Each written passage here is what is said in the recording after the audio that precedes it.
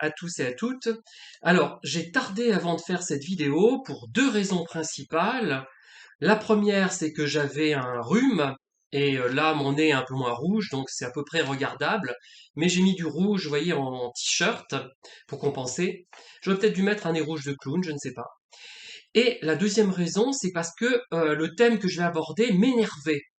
J'étais énervé en pensant aux situations auxquelles je fais référence, que je ne citerai pas explicitement parce que je ne peux pas le faire.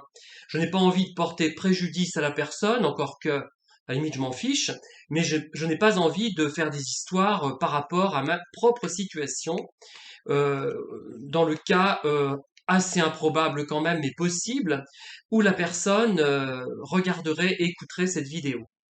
Alors, je fais allusion aux personnes, des femmes donc, hein, qui vont jouer sur les stéréotypes féminins, selon lesquels, par exemple, une femme a le droit de pleurer alors qu'un homme, même dans nos sociétés actuelles, a tout de même moins ce droit.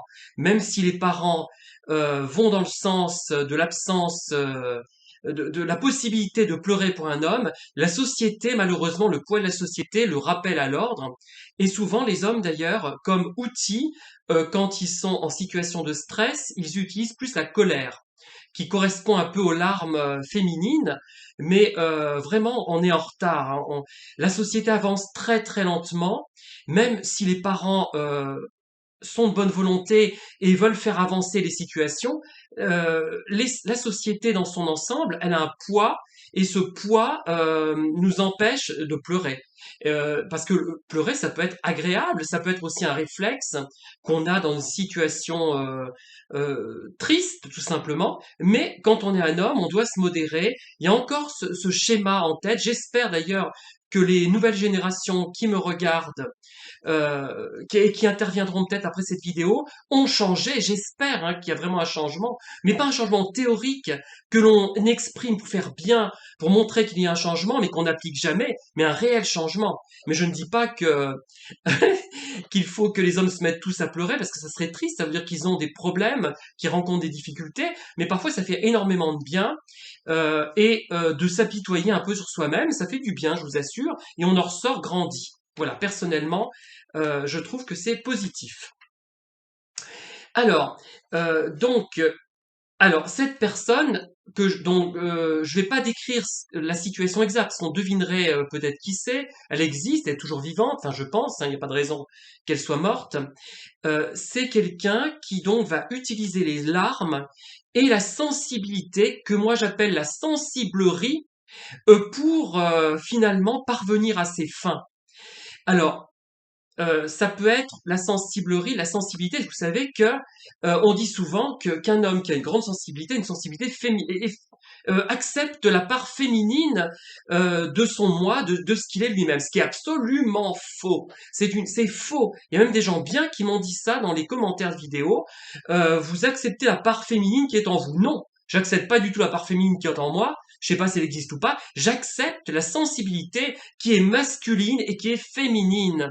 Voilà, on a voulu que ça soit féminin parce que voilà, on pense que c'est de la faiblesse, alors que non. La sensiblerie, ça peut être de la faiblesse, mais la sensibilité, c'est une force au contraire, ce n'est pas de la faiblesse. Voilà, tout simplement, hein. C'est une telle évidence que je suis en colère de devoir encore le dire. Parce que j'entends encore des choses, mais vraiment graves, peut-être pas chez les jeunes. Rassurez-moi, si vous aviez 20 ou 30 ans, et si vous tombez sur cette vidéo, dites-moi que les choses évoluent, qu'on n'en est plus à ce point préhistorique, quoi. Enfin, vraiment lamentable, hein. Voilà. Et donc cette personne va jouer sur les larmes, sur la sensibilité, elle va trembler comme une feuille. D'ailleurs, elle se dit pas féministe, hein, et ça ne m'a pas étonné. Hein, c'est du genre à apprécier la galanterie. Vous voyez, c'est bon. Alors, trois possibilités pour cette personne. Moi, je n'ai pas encore tranché. C'est soit une personne un peu bébête, nunuche, au QI, on va dire très très très modéré, même si je n'adhère pas vraiment à ce QI, ça ne veut rien dire, mais là, je pense que quand même, l'intelligence minimale n'y est pas. C'est quelqu'un de vieux jeu dans le mauvais sens du terme, hein, et qui est certainement très limité sur le plan intellectuel, hein. Moi, c'est comme ça que je la vois. Je pense que c'est une première hypothèse qu'on peut poser. Une personne qui utilise les larmes, les tremblements, la sensibilité, la sensiblerie devrais-je dire, donc qualité féminine qui va faire qu'on va céder à ses avances, alors que moi je vois ça comme des larmes de crocodile, hein. Donc si c'est effectivement une personne nunuche, ça, les larmes peuvent être réelles, c'est de la mièvrerie, c'est de la sensiblerie, c'est rien d'intéressant.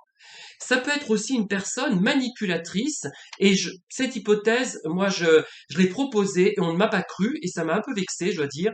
Je pense que je m'y connais quand même un petit peu, hein, dans ce domaine, et je pense que ça peut être une personne manipulatrice, mais pas manipulatrice forcément perverse, mais manipulatrice quand même. C'est-à-dire elle ne veut pas détruire, son action n'est pas destructrice, ce n'est pas quelque chose de néfaste pour elle, mais elle veut parvenir à ses fins parce que elle veut obtenir un résultat. C'est donc une manipulatrice non perverse, mais quand même manipulatrice. Ça peut être aussi une manipulatrice qui manipule sans même s'en rendre compte et qui n'est pas perverse parce qu'elle a une phobie. Je vous donne un exemple. À moi, à un moment donné, j'avais une collègue que j'appréciais beaucoup par ailleurs, hein, mais qui conduisait d'une façon un peu, on va dire sportive pour être gentil, et qui avait des dépassements, moi, qui me choquaient profondément. Et quand j'étais avec elle, les rares fois où j'étais avec elle, j'étais terrorisé, vraiment.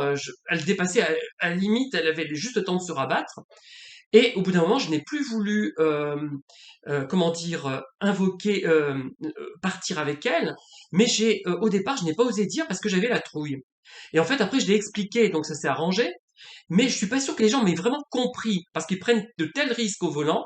Moi, j'ai l'habitude de ne pas prendre de risques le moins possible, et d'être véhiculé par mon mari qui ne prend pas de risques non plus, hein, ou très peu, ou involontairement, évidemment, comme tout le monde, hein. Et voilà. Et donc, je cachais cette phobie sous un refus de participer à telle ou telle réunion, telle ou telle action qui nécessitait donc d'aller avec cette personne dans une voiture un peu loin, voilà, et sur des endroits qui ne sont pas des autoroutes. J'aurais eu moins peur sur autoroute parce que le dépassement sur l'autoroute est, à mon sens, et pour moi d'ailleurs, hein, moins problématique. C'est le seul endroit où je dépasse souvent, hein, ou quasiment constamment. Voilà. Voilà, ça peut être quelqu'un comme ça qui a une phobie d'une situation et qui, pour ne pas vivre cette situation, va, euh, comment dire, manipuler, mais de façon non perverse. C'est une question de survie, une manipulation de survie. Voilà. Ça peut être aussi une manipulatrice perverse qui peut jouer sur ses larmes, mais volontairement, en pleine conscience des choses. Tous les moyens sont bons pour parvenir à un résultat, même de se dévaloriser, parce que juste désolé, mais les stéréotypes féminins, la galanterie, les bises obligatoires sous prétexte que c'est une femme alors qu'on la connaît ni d'Ève ni d'Adam, qu'on ne la reverra pas, eh ben c'est négatif pour moi. C'est admettre qu'on est inférieur, qu'on est faible, qu'on n'est pas assez intelligent par rapport à un homme. Et je trouve que c'est vraiment négatif pour une femme. Moi, je n'ai pas cette vision de la femme, cette vision négative.